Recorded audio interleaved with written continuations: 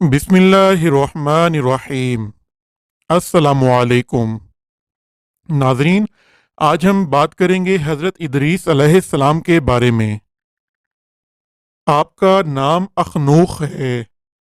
آپ حضرت نوح علیہ السلام کے والد کے دادا ہیں۔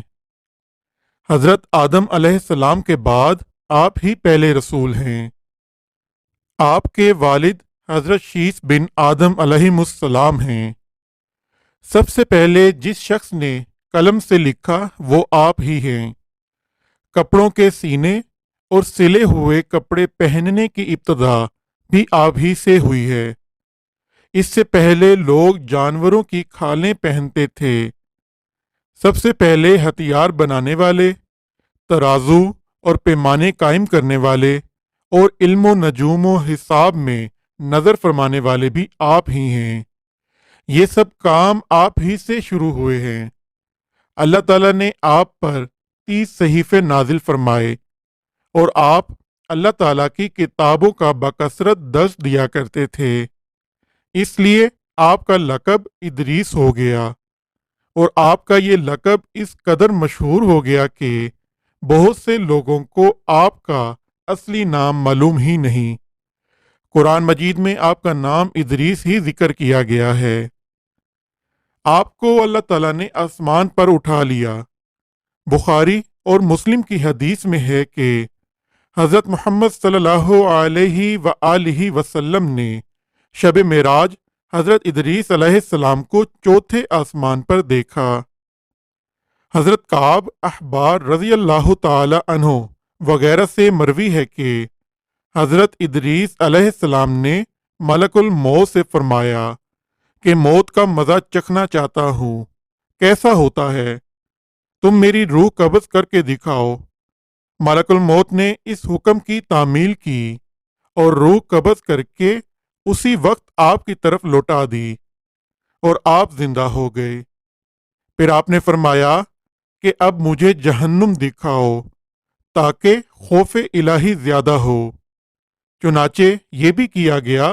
جہنم کو دیکھ کر آپ نے دروغہ جہنم سے فرمایا کہ دروازہ کھولو، میں اس دروازے سے گزرنا چاہتا ہوں۔ چنانچہ ایسا ہی کیا گیا اور آپ اس پر سے گزرے۔ پھر آپ نے ملک الموت سے فرمایا کہ مجھے جنت دکھاؤ۔ وہ آپ کو جنت میں لے گئے۔ آپ دروازوں کو کھلوا کر جنت میں داخل ہوئے۔ تھوڑی دیر انتظار کے بعد ملک الموت نے کہا کہ آپ اپنے مقام پر تشریف لے چلیے۔ آپ نے فرمایا کہ اب میں یہاں سے کہیں نہیں جاؤں گا۔ اللہ تعالیٰ نے فرمایا کہ کلُّ نفس ذائقۃ الموت، تو موت کا مزہ میں چکھ ہی چکا ہوں۔ اور اللہ تعالیٰ نے یہ فرمایا ہے کہ وَإِن مِّنكُمْ إِلَّا وَارِدُهَا، کہ ہر شخص کو جہنم پر گزرنا ہے، تو میں گزر چکا ہوں۔ اب میں جنت میں پہنچ گیا، اور جنت میں پہنچنے والوں کے لیے اللہ تعالیٰ نے یہ فرمایا ہے کہ وَمَا هُمْ مِنْهَا بِمُخْرِجِينَ، کہ جنت میں داخل ہونے والے جنت سے نکالے نہیں جائیں گے۔ اب مجھے جنت سے چلنے کے لیے کیوں کہتے ہو؟ اللہ تعالیٰ نے ملک الموت کو وحی بھیجی کہ حضرت ادریس علیہ السلام نے جو کچھ کیا میرے اذن سے کیا، اور وہ میرے ہی اذن سے جنت میں داخل ہوئے، لہذا تم انہیں چھوڑ دو، وہ جنت ہی میں رہیں گے۔ چنانچہ حضرت ادریس علیہ السلام آسمانوں کے اوپر جنت میں ہیں اور زندہ ہیں۔ حضرت ادریس علیہ السلام کے آسمانوں پر اٹھائے جانے اور ان کو ملنے والی نعمتوں کا مختصر تذکرہ قرآن مجید کی سورہ مریم میں ہے۔ ترجمہ ہے کہ اور کتاب میں ادریس کو یاد کرو، بے شک وہ صدیق تھا، غیب کی خبریں دیتا، اور ہم نے اسے بلند مقام پر اٹھا لیا۔ یہ ہیں جن پر اللہ تعالیٰ نے احسان کیا، غیب کی خبریں بتانے والوں میں سے آدم کی اولاد سے۔ ناظرین، حضرت ادریس علیہ السلام کے واقعے سے یہ ہدایت کا سبق ملتا ہے کہ اللہ تعالیٰ کا رسولوں اور نبیوں پر کتنا بڑا فضل و کرم اور انعام و اکرام ہے۔